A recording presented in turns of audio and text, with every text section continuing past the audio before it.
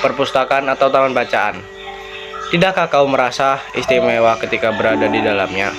Di sekelilingmu ada berbagai tokoh dari dunia nyata dan khayal, tempat yang pernah kau kunjungi dan yang belum kamu kunjungi.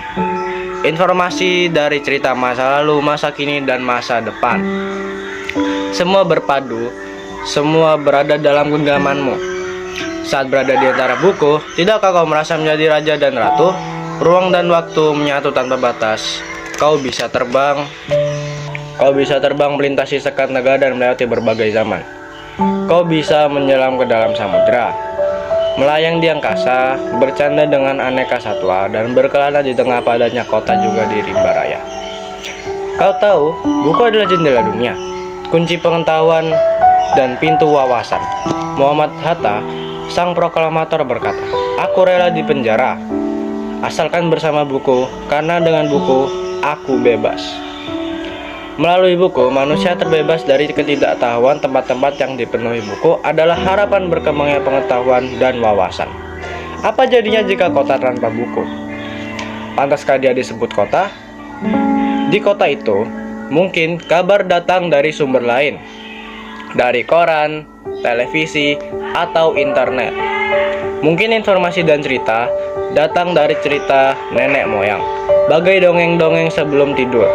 Irama warganya pun bisa beda. Bangun pagi, bertebaran di muka bumi untuk berbagai keperluan, untuk kembali pulang siang atau sore harinya. Setelah itu, mereka berangkat tidur dan mulai lagi hari berikutnya. Semua pun serupa. Di kota itu mungkin ada bangunan bernama perpustakaan. Di dalamnya, buku-buku berderet, rak yang tak terjamah. Tiada tangan meraih dan membuka halaman demi halaman dengan sukacita. Mungkin juga ada tumpukan buku di sudut-sudut sekolah yang sepi dan berdebu, jarang dikunjungi, jarang juga dibaca.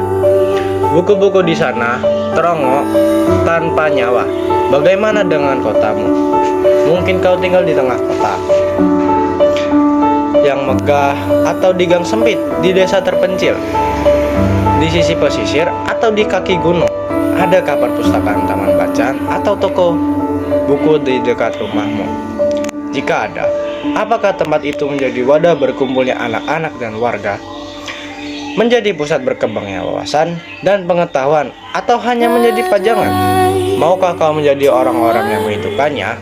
Kau bisa mengunjunginya dan mengajak teman-teman membaca dan berbagai cerita di sana. Jadikan tempat itu sumber kegembiraan dan pengetahuan. Jika tempat itu belum ada, maukah kau menjadi orang yang mulai menghadirkannya? Kau bisa memulainya dari sebuah sudut di tempat rumahmu.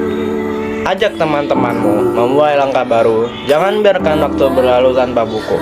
Siapapun dirimu, bersahabatlah dengan buku. Dia akan menjadi teman setiamu sepanjang waktu. Sekian, wassalamualaikum warahmatullahi wabarakatuh.